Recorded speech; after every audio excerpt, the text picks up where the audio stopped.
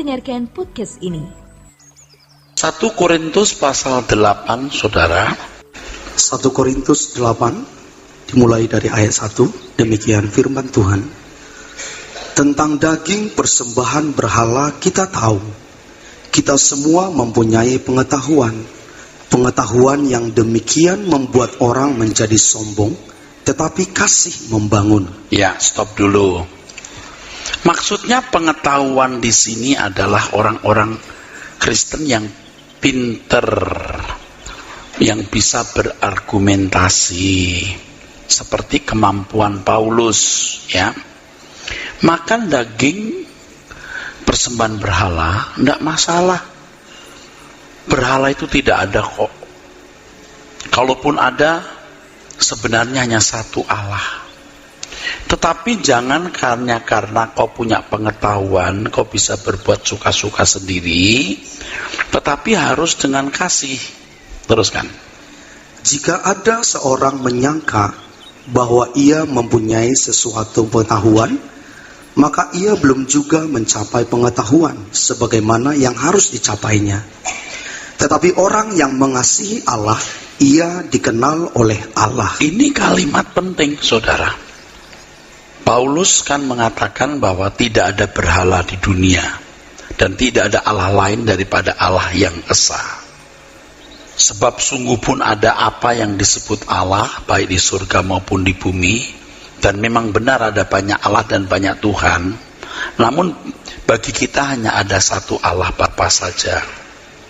Jadi kalau ada orang yang menyediakan makanan, kamu tidak usah tanya, ini daging persembahan kepada berhala atau tidak. Tidak perlu kamu tanya. Nggak ada berhala. Dalam konteks ini loh ya, dalam konteks ini loh. Pokoknya dengan ucapan syukur kamu diberi makan saja. Nah, Bapak Ibu perlu ketahui budaya orang-orang Korintus waktu itu, ada daging yang dipersembahkan kepada dewa atau ilah yang disembah. Setelah itu dagingnya dijual di pasar. Jadi kemungkinan makan daging bekas persembahan berhala itu besar. Paulus mengatakan kamu tidak usah persoalkan itu. Kamu yang punya pengetahuan ya, maksudnya kau makan saja. Tetapi kalau gara-gara kau makan daging ini, hati nurani saudaramu menjadi lemah, kamu jangan makan. Artinya ada orang-orang Kristen yang memiliki pemahaman makan daging yang dipersembahkan berhala itu salah. Jadi ketika ada orang Kristen makan daging persembahan berhala, dia jadi syak, tersandung. Loh, kok orang Kristen makan daging persembahan? Tuh, kamu jadi batu sandungan. Memang tidak masalah, tapi gara-gara itu kamu jadi batu sandungan loh. Jadi yang kamu lakukan baik, tidak bersalah, tapi akan merugikan orang lain. Atau ada orang Kristen yang masih suka menyembah berhala juga. Pada waktu kamu makan daging persembahan berhala, dia merasa bahwa praktek penyembahan kepada berhala itu tidak salah, seperti ditolerir, seperti didukung. Nah, ini kan jadi rusak. Itu maksudnya. Ini tulisannya itu kira-kira begitu itu, saudara. Kalau hal ini, kata Paulus, tindakanku makan daging persembahan berhala ini menjadi batu sandungan atau membuat nurani orang menjadi lemah, ya lebih baik aku tidak makan sampai mati selamanya. Nah, ini loh yang kita mau contoh, bagaimana seseorang berusaha tidak menjadi stumbling block, tidak menjadi batu sandungan. Ini loh saudara, ya. Nah, tetapi kita tentu berhikmat ya. Walaupun kita memang harus berusaha tidak menjadi batu sandungan, bukan berarti lalu orang bisa mengatur kita loh. Ini kasus yang lain. Misalnya, gue pinjam duit, lu nggak ngasih, lu Anda takut jadi batu sandungan kan? Jadi ya pinjemin saja. Enggak loh, belum tentu loh. Ngerti maksudnya? kasusnya juga harus jelas. Orang pinjam mobil, Anda nggak selalu beri. Untuk apa dulu? Istrinya melahirkan, nah itu lain. Tapi kalau kita mau jalan-jalan ke Jawa boleh pinjam? Nah boleh. Kecuali mobil saudara 30. Tapi sewa, maksudnya penyewaan. Tentang hal makan daging persembahan berhala, kita tahu tidak ada berhala di dunia dan tidak ada Allah lain daripada Allah yang Esa. Sebab sungguh pun ada apa yang disebut Allah, baik di sorga maupun di bumi. Dan memang benar ada banyak Allah dan banyak Tuhan yang demikian. Namun bagi kita hanya ada satu Allah saja, yaitu Bapa, yang daripadanya berasal segala sesuatu, dan yang untuk Dia kita hidup, dan satu Tuhan saja, yaitu Yesus Kristus, yang olehnya segala sesuatu telah dijadikan, dan yang karena Dia kita hidup. Tetapi bukan semua orang yang mempunyai pengetahuan itu. Tapi tidak semua orang punya pengetahuan itu. Tidak semua memiliki pengetahuan itu masalahnya. Ketika saudara makan daging persembahan, dia menjadi siap. Atau di pihak lain, orang yang masih suka menyembah-penyembahan berhala dikuatkan oleh tindakan saudara tersebut. Artinya merugikan orang lain kan. Terus ada orang yang karena masih terus terikat pada berhala-berhala, makan daging itu sebagai daging persembahan berhala. Dan oleh karena hati nurani mereka lemah, hati nurani mereka itu dinodai olehnya. Makanan tidak membawa kita lebih dekat kepada Allah. Kita tidak rugi apa-apa kalau tidak kita makan, dan kita tidak untung apa-apa kalau kita makan. Iya, saudara, seperti misalnya kita makan darah. Kalau hal itu menjadi batu sandungan bagi orang Pentakosta pada umumnya, kita nggak usah makan darah. Kenapa? Lagi pula marus itu kan tidak sehat, jadi nggak usah makan. Memilih tidak makan. Dulu saya memilih tidak makan karena jadi batu sandungan. Sekarang saya memilih tidak makan karena tidak sehat. Udah cukup membuat kita tidak makan itu. Oke, terus. Tetapi jagalah supaya kebebasanmu ini jangan menjadi batu sandungan bagi mereka yang lemah. Ya, kamu bebas, kamu punya pengetahuan, tidak apa-apa kok makan. Tapi jangan sampai jadi batu sandungan. Terus. Karena apabila orang melihat engkau yang mempunyai pengetahuan sedang duduk makan di dalam kuil berhala, bukankah orang yang lemah hati nuraninya itu dikuatkan untuk makan daging persembahan berhala? Dengan jalan demikian orang yang lemah, yaitu saudaramu, yang untuknya Kristus telah mati, menjadi binasa karena pengetahuanmu. Jika engkau secara demikian berdosa terhadap saudara-saudaramu dan melukai hati nurani mereka yang lemah, engkau pada hakikatnya berdosa terhadap Kristus.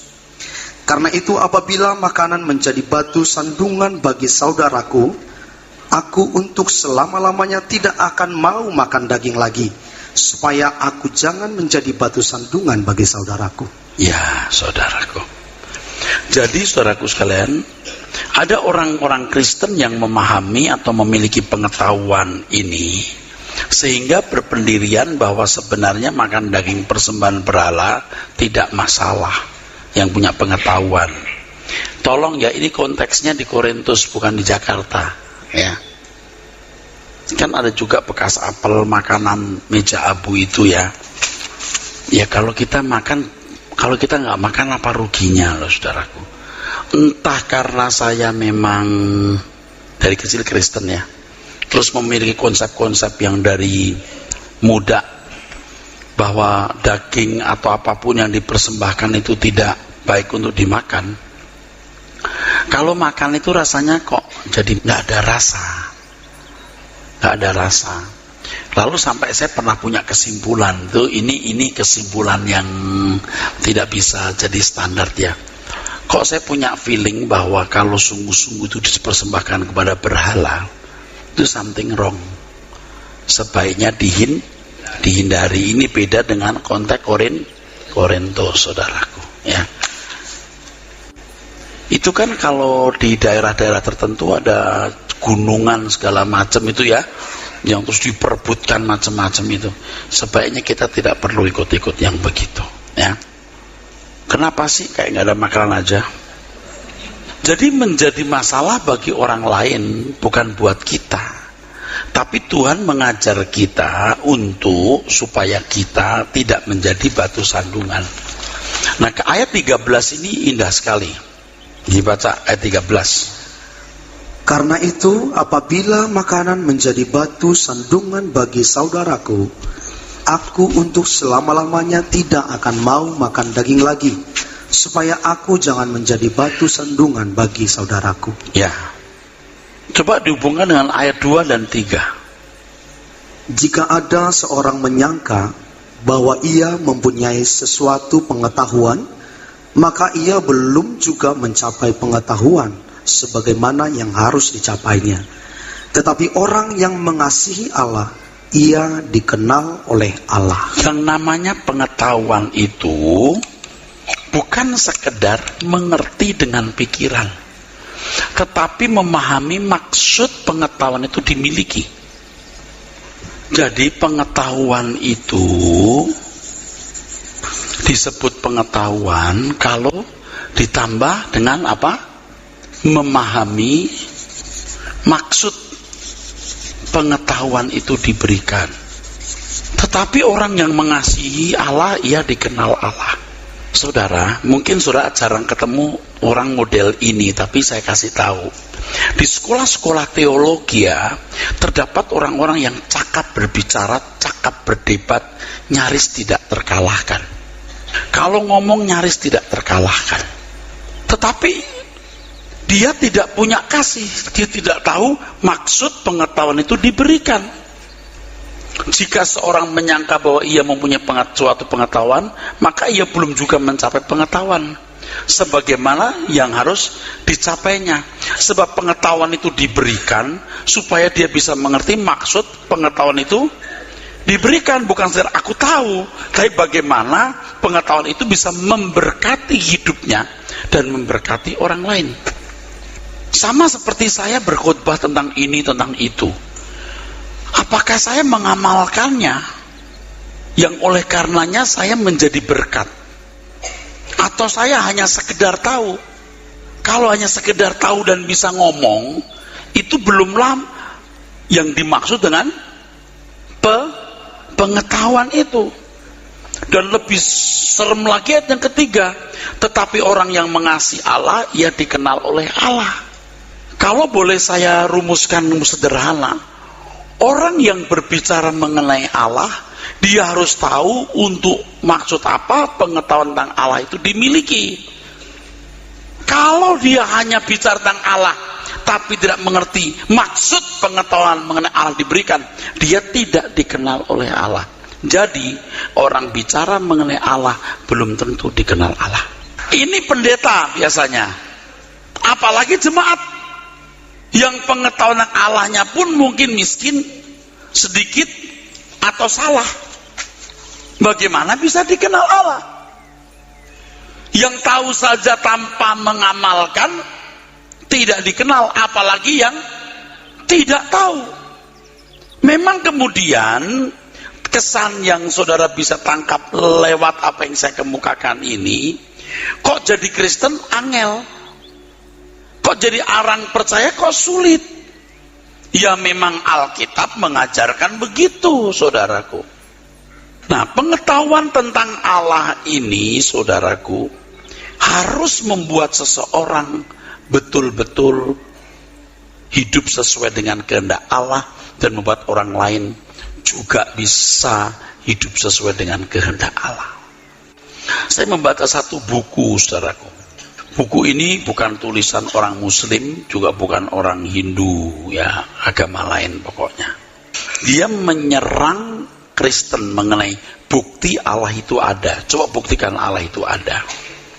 Orang-orang Kristen fundamentalis kan menunjukkan Alkitab Lalu ia berkata, apa benar Alkitabmu itu benar? Coba buktikan Alkitabmu benar. Kalau you membuktikan Allah dari Alkitab, sekarang buktikan kalau Alkitabmu benar. Kalau kau membuktikan Allah ada dengan contoh kosmologis gitu, ada ciptaan yang teratur, pasti ada penyebabnya atau kausalitasnya, dia debat, saudaraku. Saya baca itu buku, menarik juga itu buku. Saya sengaja baca untuk mengetahui di mana sih kelemahan yang menurut mereka itu kelemahan. Lalu saya berpikir, seandainya pertanyaan itu ditujukan kepadaku, apa jawabku? Ayo Erasus, buktikan Allah itu ada. Di situ juga ditulis karena iman saja.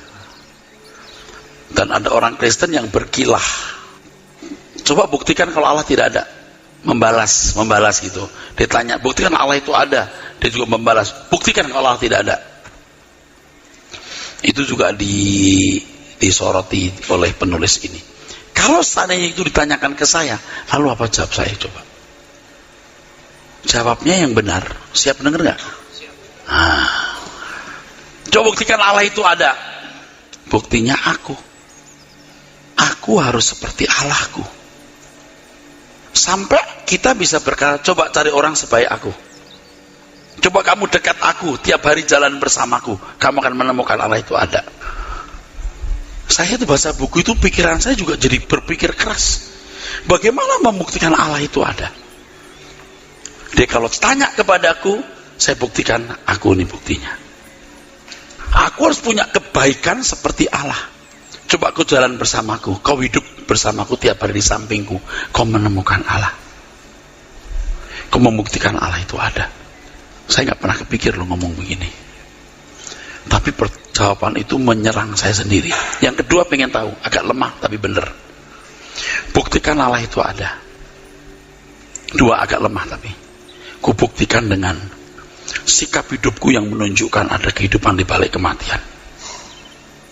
Kalau Anda misalnya main lotre 1-99, coba ditebak nomor berapa yang mau keluar.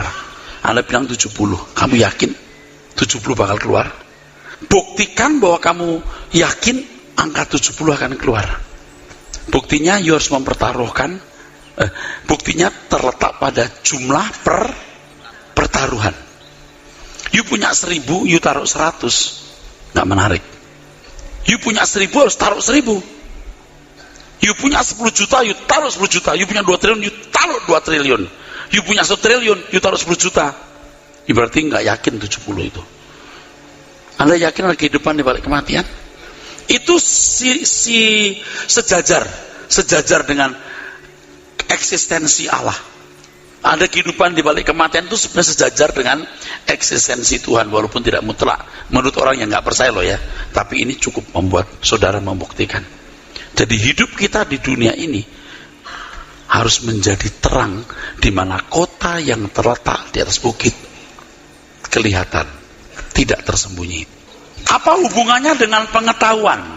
Pengetahuan tentang Tuhan harus merubah orang itu.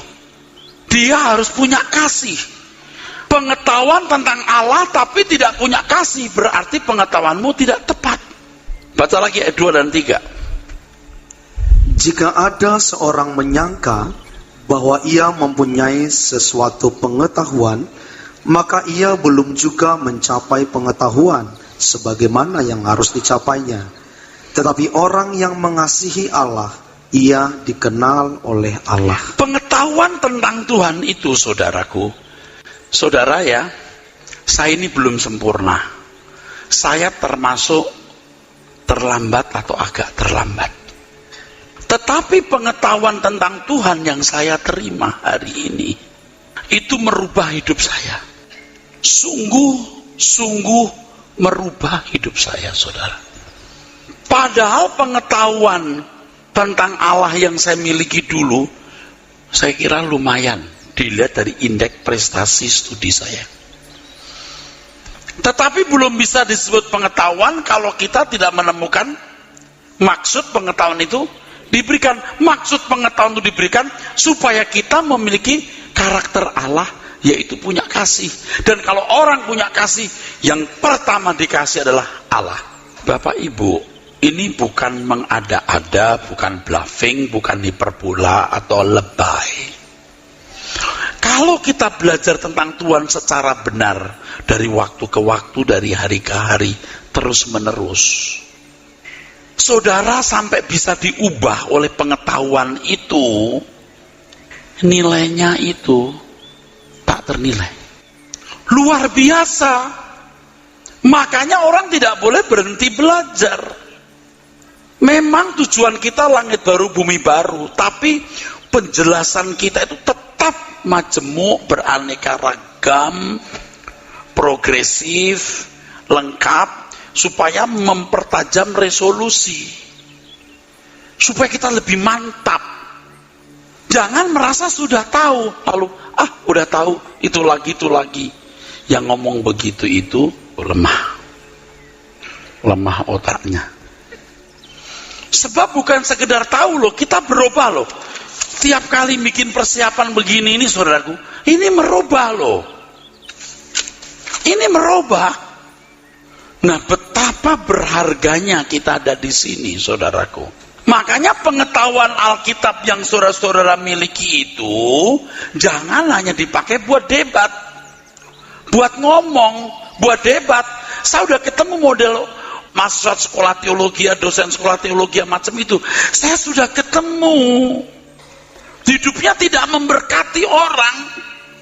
Dia di tembok sekolah teologi. Saya sudah ketemu. Aduh ampun dah pokoknya. Bangganya, sombongnya dengan titelnya master atau doktor teologi.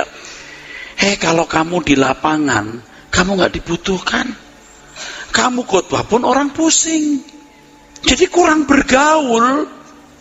Dan yang saya susah itu, saudaraku ya, ini sebenarnya gak perlu diomongin, tapi Anda biar pinter kan ya. Yang pinter perjanjian baru, khusus ahli perjanjian baru, khusus perjanjian lama, khusus bahasa Yunani, khusus bahasa Ibrani. Tapi itu tidak ada implikasinya dalam hidup. Kasihan. Saya tidak mengatakan semua harus bisa khotbah. Tetapi jangan hanya ahli di satu bidang, tetapi bidang keahlian itu tidak merubah hidupnya. Nangkep maksudnya ya? Yang ada itu sombong. Nanti kalau di kelas atau di mana, kerjaannya nyerang orang melulu. Dari perspektif perjanjian baru, perjanjian lama yang dia kuasai. Hidup ini kompleks. Makanya harus belajar semua ilmu, pengetahuan Alkitab, pengetahuan teologi ya.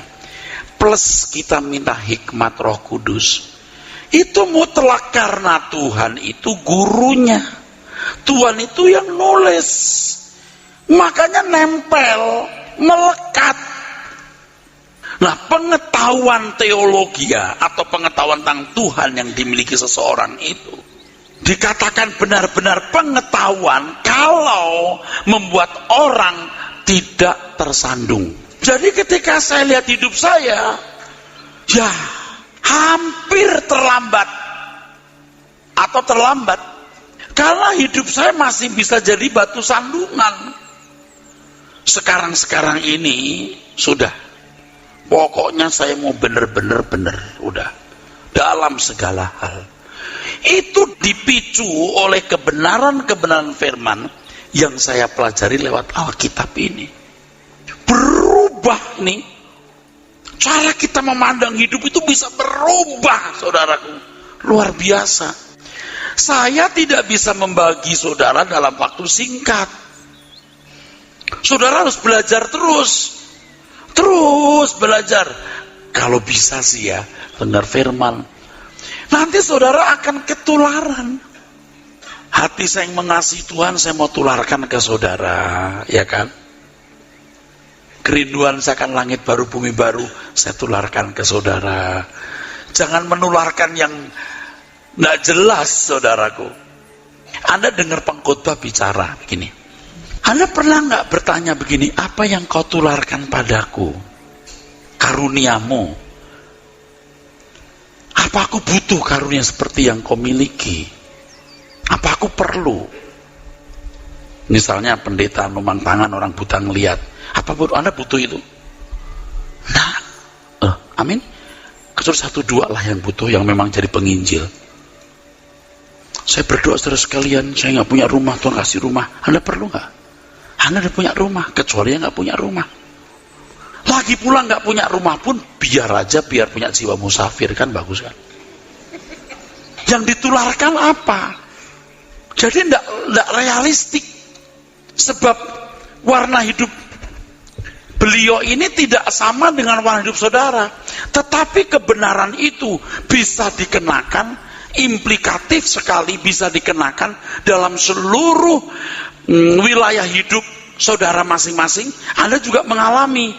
Anda melihat sosok manusia yang utuh manusia, bukan pendeta, bukan orang sakti, yang bergulat bagaimana menjadi berkenan di depan Tuhan. Dengan fenomena gejala-gejala jiwanya yang mirip, kecuali yang khotbah monyet. Beda entitasnya, saudaraku. Amin, saudara. Oleh sebab itu tidak ragu-ragu, apa yang saya miliki saya lempar ke saudara, supaya saudara miliki sepenuhnya, kuasai sepenuhnya, dan merubah hidup saudara sepenuhnya. Saya jadi mikir, kalau saya masih takut mati, gimana jemaat yang dengerin khotbah saya? Kalau saya masih mencintai dunia, bagaimana dengan jemaat yang mendengarkan khotbah saya? Apa yang saya tularkan? Padahal saya juga manusia yang belum sempurna, dengan segala kekurangan-kekurangan dan kelemahan-kelemahannya, saudaraku sekalian. Ini ngomongnya penyembahan berhala kok larinya kemana-mana, Pak? Ya memang begitu. Memang saya sudah kasih tahu ini kasus di jemaat Korintus, tapi hikmahnya bisa kita dapat loh. Bener nggak, saudara? Kasih contoh, kalau kita lagi datang ke orang meninggal. Kalau dulu saya tidak mau. Salaman duduk aja, saya nggak mau ke petinya. Paling ngelihat gitu. Kadang-kadang ngelihat pun juga saya agak segen. Kenapa? Kalau saya nggak kenal, kalau udah bau. Jadi saya nggak mau. Lalu budaya waktu kecil itu suka kebawa. Kalau datang ke orang meninggal, pulang harus cuci muka lah, apalah. Tapi itu bagus karena mungkin ada virus-virusnya. Makanya kalau baju yang sudah saya pakai orang meninggal itu saya minta cuci. Sudah, kenapa? Karena gini loh saudaraku, ini agak menyimpang boleh ya. Keluarga yang meninggal itu kan menghapus salaman ke kita. Ambil ini, saya suruh minum. Saya itu stres. Kadang-kadang dia habis cium-cium gitu, cium saya, saudaraku. Jadi saya makanya kalau saya udah pulang kalau udah betul peti atau apa, saya lap-lap pakai tisu semua, itu iPad semua, lap-lap. Sampai di rumah, udah ini cuci dulu ya. Terus saya suka mandi lagi. Oke, kembali tadi. Saya di depan peti. Sekarang saya berani. Pertanyaannya, Pak, apakah Bapak nggak jadi batu sandungan bagi pendeta-pendeta lain? Bapak sih nggak masalah. Kalau saya berdoa di depan peti, saya mau menunjukkan bahwa seperti kalian menghormati papamu, aku juga menghormati papamu. Aku mau mengucap syukur untuk seorang pria yang melahirkan anak-anak seperti kalian, yang Tuhan hadirkan. Aku bersyukur Tuhan. Nggak ada salahnya kan? Tapi orang lain yang lihat, tuh Pak Eras menyembah mayat. Bukan, aku berdoa, aku menghormati. Apa nggak jadi batu sandungan, Pak? Nah, kan gitu, betul nggak? Katanya Pak Eras nggak jadi batu sandungan, Pak Eras punya pengetahuan. Begini, saudara tahu, saya punya positioning di sini. Dunia kan sudah nggak karu-karuan. Sudah saatnya kebenaran diajarkan. Misalnya kremasi. Itu kan banyak yang nggak setuju kremasi. Kalau saya setuju. Jadi saya harus menunjukkan identitas saya. Saya punya pendirian, saya punya pengertian, saya punya pengetahuan. Kremasi tidak masalah, doa depan ini tidak masalah. Saya harus positioning. Nangkap saudaraku? Tapi kalau misalnya saya duduk, mau minum bir, di tempat terbuka. Saya nggak berani, karena saya pendeta, nggak mau jadi batu sandungan. Saya mah enggak. Ibu-ibu juga kalau misalnya di gereja baju yang pantas apa, itu juga harus bijaksana. Walaupun sekarang kan dunia kita memang sudah begini ya saudaraku. Bukan ukuran baju sopan nggak sopan, memang maksud saya nggak ukuran baju itu, tapi tetap harus bawa diri dengan baik. Amin. Bawa dengan baik. Jangan terlalu terbuka. Saya bapak-bapak jadi tidak bisa memandang Tuhan, saudaraku sekalian. Itu loh. Jangan jadi batu sandungan. Orang percaya yang hati nuraninya lemah, orang percaya yang tidak memiliki pengertian yang benar. Oleh sebab itu, setiap orang percaya harus diberi pengetahuan. Ini penting sekarang saya ngomong. Supaya apa yang kita lakukan itu ada landasannya. Kenapa aku buat ini? Kenapa aku buat itu? Makanya harus diberi pengetahuan. Saya berusaha untuk menyampaikan pelajaran seperti ini. Ini kan supaya saudara jangan jadi korban pikiran mendadak. Saudara supaya punya pengetahuan. Dari pengetahuan ini, saudara memiliki landasan atas segala sesuatu yang kita lakukan. Jadi tidak pernah saudara berkata, ampun dosaku yang tidak kusengaja. Memang kalau masih bodoh, sometimes kita bilang begitu. Maaf, bukan sometimes, biasanya begitu. Ampuni Tuhan dosa-dosa yang tidak kusengaja. Atau kadang-kadang memang masih begitu kita. Tetapi orang Kristen yang dewasa yang punya pengetahuan, dia mengerti segala sesuatu yang dilakukan itu punya dasar. Ini salah atau benar. Bukan yang gak jelas gitu Pak. Ini salah gak ya? Ini benar gak ya? Yaudah dilewati deh. Kalau salah maafin ya Tuhan. Oh gak bisa. Harus tahu ini salah, ini gak salah, ini benar. Harus ada kepastian. Supaya apa saudara? Kalau salah, hati nurani kita terganggu. Dan tentu saja diharapkan kita punya nurani Tuhan. Sehingga nurani kita itu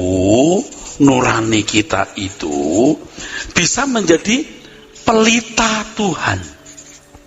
Ingat, roh manusia pelita Tuhan, nesyama. Nah, kalau ada orang yang hatinya masih lemah, salah menilai, dia makan makanan berhala.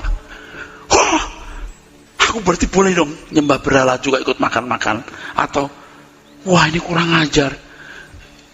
Dia tidak punya pengertian, bodoh. Mestinya kan dia punya roh yang baik, sehingga setiap tindakannya sesuai dengan nurani Tuhan. Pengetahuan yang benar itu, saudara, mendewasakan hati nurani. Di sini judulnya pendewasaan hati nurani. Isinya kok makanan persembahan berhala Pak? Iya, memang yang saya mau bidik ini. Jangan kita menjadi orang Kristen yang tersandung untuk apa yang tidak perlu dia tersandung. Diteguhkan berbuat salah atas apa yang tidak perlu dia diteguhkan. Lihat orang Kristen makan makanan persembahan berhala, lalu dia merasa seperti mendapatkan pembenaran untuk menyembah berhala. Kan konyol. Berarti dia tidak punya apa? Pengetahuan. Pengetahuan kita harus cukup sehingga segala sesuatu yang kita lakukan itu selalu memiliki landasan atau selalu memiliki dasar. Siapapun kita. Nah, yang menyedihkan hari ini, banyak orang yang telah menghabiskan tahun-tahun panjang hidupnya tanpa mengisi pikirannya dengan pengetahuan Alkitab. Dulu ada jemaat yang marah waktu saya tidak membuat acara Natal tanggal 25. Itu bukan 1-2 loh. Itu banyak. Akhirnya saya mengalah membuat kebaktian mendadak loh. Dia bilang tanggal 25 harus ada Pak. Di kampung kami tanggal 24 jam 12 malam teng itu Yesus lahir. Itu ayam tidak boleh berkokok. Kalau berkokok kita matiin, kita bunuh dia. Loh ini serius. Saya beritahu Tuhan lahir itu tidak tanggal 24 malam. Sangat besar kemungkinan bukan pada bulan Desember. Itu musim dingin. Tidak ada gembala-gembala membawa domba-domba di padang Efrata itu pasti bulan Maret atau April. Ya kita nggak tahu. Itu kan berarti pengetahuannya sedikit, saudaraku. Kalau sekarang saya ngomong soal persembahan perpuluhan, betul nggak? Kan orang marah-marah tuh, Paras anti perpuluhan. Itu yang marah-marah itu tidak punya pengetahuan. Begini nggak boleh, begitu nggak boleh. Kapan kita hidup lah di langit baru. Kalau saya mengucapkan kalimat yang sama sekian puluh kali, sekian ratus kali, Anda tetap dengar, tidak masalah. Itu akan terukir di sini. Jangan, diomongin udah khotbah. Tidak mungkin saya sama persis. Tidak mungkin. Yang ngikutin tiap minggu bukan orang-orang bodoh. Orang berpendidikan, sarjana, juga punya posisi di perusahaan atau di kantor. Bukan orang bodoh. Anda mesti mengerti. Jadi apapun yang kita lakukan dengan keyakinan. Nah sekarang kalau Anda masukin duit, tek 10 juta, nanti jadi 30, 60, 100 kali lipat. Kan pengetahuannya salah kan? Di Alkitab 30, 60, 100 kali lipat itu benih firman yang ditabur, bro. Benih firman yang ditabur. Bukan gak ada urusan makolekte. Tapi kalau kita bicara dengan orang yang tidak punya pengetahuan, kita dipikirnya tidak ada Roh Kudus. Coba kalau hari Minggu saya jarang berbahasa roh kan, ya nggak tahu kan, wah Paras nggak bisa bahasa roh. Hari Jumat you duduk di sini, you dengar bahasa roh. Kalau hari Minggu dengan majemuk begini, kalau nggak penting-penting nggak usah. Kenapa? Kalau ngomong diterjemahkan, betul nggak? Itu kan Alkitab kan. Tapi kalau Anda di gereja-gereja itu, wah langsung duel begitu masuk langsung sik ya nana. Aduh, syalalalala, itu Krisya. Syalalalala. Bukan ngeledek. Kita berpikir logis. Bahasa roh pun harus dihormati. Jangan main bung begitu. Betul nggak? Tuh kalau dengar saya ngomong gini, tuh anti bahasa roh. Yuk ikut doa baru yuk tahu apa itu bahasa roh.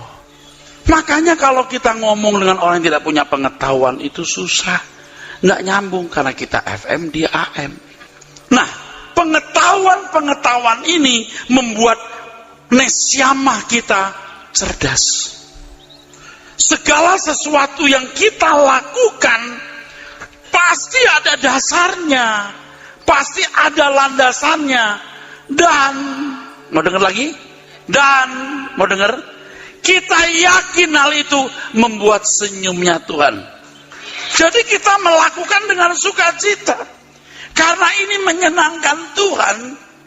Sekarang bayangkan kalau orang berbuat dosa, lalu gak pernah memikirkan, ini membuat Tuhan menangis atau menyenangkan.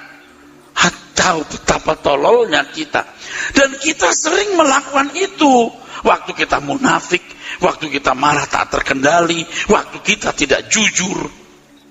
Ngerti nggak tindakan itu melukai Tuhan? Harus ada dasarnya. Kenapa kita berbuat ini? Kalau contoh orang yang tersandung gara-gara orang melihat orang Kristen makan persembahan berhala, itu kan orang bodoh. Kenapa mesti tersandung? Kamu tidak punya pengetahuan. Yang tolol lagi begini, boleh dong menyembah berhala. Itu lebih tolol lagi, saudaraku sekalian. Makanya kita tidak boleh salah. Betapa mahalnya. Nah, masalahnya adalah mencerdaskan nesyamah itu tidak bisa cepat. Tidak bisa pakai borongan. Itu lewat tahapan-tahapan yang strictly, yang ketat, di mana orang harus tekun. Tapi ini akan kita tuai di kekekalan. Nanti kalau Anda punya pengetahuan yang benar, Anda sombong dikit, sadar, aku sombong. Waktu buat sesuatu, aku tuh sebenarnya punya maksud begini loh, yang salah. Kenapa saya buat begitu? Kita bisa peka dengan diri kita secara benar, saudaraku sekalian. Dengan kepekaan yang tinggi, yang baik. Amin.